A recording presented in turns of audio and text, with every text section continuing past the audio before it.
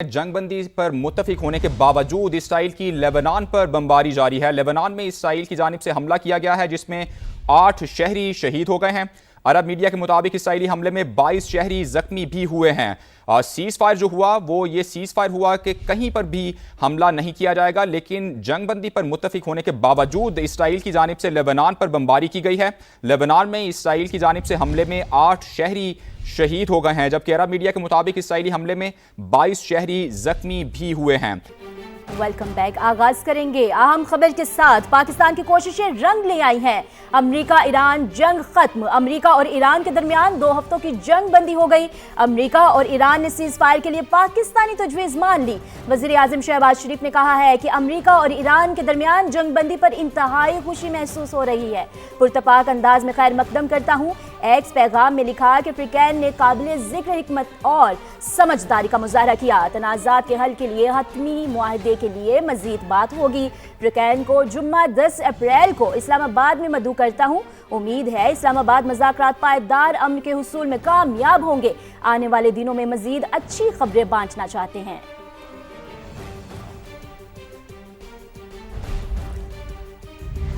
अब अहम अपडेट ये भी कि वफाकी काबीना का इजलास आज वजीर आजम शहबाज शरीफ की सदारत में होगा। खित्ते में बढ़ती कशीदगी और सिक्योरिटी सूरत हाल पर काबीना को ब्रीफिंग दी जाएगी।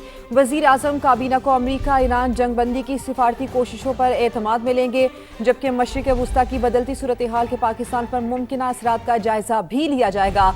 इलाकाई कशीदगी के तनाजुर में पाकिस्तान की आइंदा सिफारती हिकमत अमली पर गौर होगा। अवामी रिलीफ और मुआशी इस्तेहकाम से मुतालिक इकदाम का जायजा भी एजेंडे में शामिल है। वफाकी काबीना का अहम इजलास आज होने जा रहा है। वजीर आजम पाकिस्तान शहबाज शरीफ की ज़ेर सदारत खित्ते में खासकर बढ़ती कशीदगी और सिक्योरिटी सूरत हाल पर काबीना को ब्रीफ किया जाएगा। इसके अलावा वजीर आजम काबीना को अमरीका ईरान जंग बंदी की सिफारती कोशिशों पर एतमाद में लेंगे। मशरिक़ वस्ता की बदलती सूरत हाल के पाकिस्तान पर मुमकिन असरात का जायजा भी लिया जाएगा। इलाकाई कशीदगी के तनाजुर में पाकिस्तान की आइंदा सिफारत हिकमत अमली पर भी गौर किया जाएगा। अवामी रिलीफ और मुआशी इस्तेहकाम से मुतालिक इकदाम का जायजा भी एजेंडे में शामिल है। तो इसी पर बात कर लेते हैं। नगमाना हाशमी साबिक सफ़ीर हमारे साथ मौजूद हैं। बहुत शुक्रिया समा को आपने वक्त दिया। नगमाना साहिबा, पूरी सिचुएशन आपके सामने है। 2 हरीफ जो बात करने के लिए तैयार नहीं थे, पाकिस्तान की सालसी ने उन्हें टेबल टॉक पर मजबूर कर दिया है और बाकायदा तौर पर एक पॉजिटिव रिस्पॉन्स देखा जा रहा है पूरी दुनिया की जानिब से। क्या कहेंगे इस पर आप?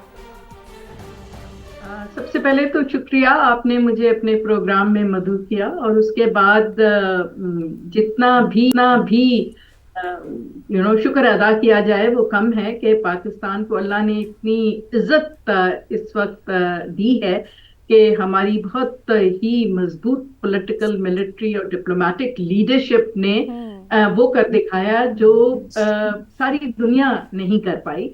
तो ये इसके सबको मुबारक हो और हमें बहुत कॉम्प्लीमेंट करना चाहिए तमाम उन लोगों को जो इसमें शामिल हैं। हैविंग सेड दैट, ये अच्छी खबर है कि 2 हफ्ते के लिए ये सीज फायर हुआ है और इससे अब बातचीत का सिलसिला जो है उसके लिए रास्ता हमवार हुआ है। अब लेट अस होप के जो 10 तारीख को मुज़ाकरात शुरू हो रहे हैं और जो 10 पॉइंट्स इस वक्त सामने हैं जो डिस्कस किए जाएंगे, उन पे बहुत खुल के बहुत अच्छे तरीके से पाकिस्तान की मीडिएशन में बातचीत आगे को बढ़े और कोई लॉन्ग टर्म जो है वो एग्रीमेंट हो जिसमें ईरान की जो सिक्योरिटी है, ईरान की टेरिटोरियल इंटेग्रिटी है, ईरान का जो राइट है टू एनरिच्ड यूरेनियम जो एनपीटी के अंदर उन्हें हक है, वो तमाम खित्ते के जो ममालिक हैं उनकी सॉवरेनिटी और टेरिटोरियल इंटेग्रिटी और इस बात का बहुत वाटर टाइट वो होनी चाहिए गारंटीज के इस किस्म की नाजायज बिला वजह जारियत जो है वो किसी मुल्क पे करना ठीक नहीं है और ईरान के ऊपर दोबारा इस किस्म का कोई हमला जो है वो नहीं किया जाएगा। और अगर किया जाएगा तो फिर आपने देख लिया कि और ईरान नगमाना साहिबा, ये तो एक को मुआहिदा है ना जिसमें 10 निकाती तजावीज़ पेश की गई हैं। इस पर अभी मजीद टेबल टॉक होगी, मजीद मुज़ाकरात होंगे।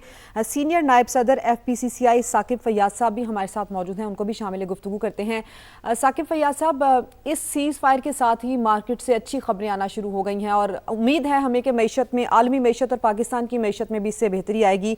सबसे पहले तो आपका ये कॉमेंट चाहिए कि सिफारती लिहाज से पूरी दुनिया पाकिस्तान की मौतरफ है, कितनी बड़ी सिफारती कामयाबी है ये पाकिस्तान की और इसके आगे क्या इम्पैक्ट होंगे, क्या कॉन्सिक्वेंसेस सामने आएंगे? आपका बहुत बहुत शुक्रिया सबसे पहले कि आपने मुझे इसमें अपना इज़हार ख्याल का मौका दिया। सबसे पहले तो मैं खराज तहसीन पेश करता हूँ पूरी कौम की जानिब से, बिजनेस कम्युनिटी की जानिब से, हमारे प्राइम मिनिस्टर शहबाज शरीफ साहब और फील्ड मार्शल सैयद आसिम मुनीर साहब, कि जिनकी मुदब्बिराना, दानिशमंदाना और सफारती कोशिशों से ना सिर्फ पूरा खित्ता जंग की हालात से बाहर आ गया, बल्कि पूरी दुनिया जो है, जो इसको सफर कर रही थी, सिर्फ ये खित्ता सफर नहीं कर रहा था, माशी तौर पे पूरी दुनिया परेशान थी। और इस वक्त पूरी दुनिया पाकिस्तान का शुक्रिया अदा कर रही है, और हम अपने जिन लोगों ने भी इसमें हिस्सा लिया और अपना किरदार अदा किया, तो ये सब लाइके तहसीन है। और मैं बहुत ही इनका हम तमाम पूरी कौम जो है वो इनका शुक्रिया अदा करती है कि पाकिस्तान का नाम हमारा सर फख्र से बुलंद कर दिया। जहां तक इकनॉमी, अब क्योंकि ये जो बेसिकली जब ये जंग शुरू हुई थी तो माशी तौर पे काफी मुश्किलात इस खित्ते में और पाकिस्तान को भी आ गई थी। अब जो मैं ये देख रहा हूँ कि मुझे उम्मीद है कि ईरान के ऊपर से सैंक्शंस जो हैं वो होपफुली कि अब वो भी, क्योंकि वो एक उसकी कंडीशन में शामिल है, और मेरे ख्याल में बहुत उम्मीद है कि वो उसके ऊपर से सैंक्शंस खत्म हो जाएंगी। अगर ईरान के ऊपर से सैंक्शंस खत्म हो जाती हैं तो मैं समझता हूँ कि हमारे लिए, पाकिस्तान के लिए ये बहुत बड़ी अपॉर्चुनिटी होगी, क्योंकि पाकिस्तान को फौरी तौर पे अगर ये सैंक्शंस खत्म होती हैं तो उसको जो गैस पाइपलाइन है उसको पूरा अपना, जो हम लोगों ने हमारी तरफ से वो कोताही का शिकार थी कि वो नहीं पूरी हो पा रही थी, वो करें। सस्ता ऑयल इधर से जो है वो बड़ी आसानी से, इसमें हमें फॉरेन एक्सचेंज की भी जरूरत नहीं पड़ती, और ईरान से बहुत ही सस्ता एंड वेरी इकोनॉमिकल प्राइस हमें जो है वो फ्यूल मिल सकता है।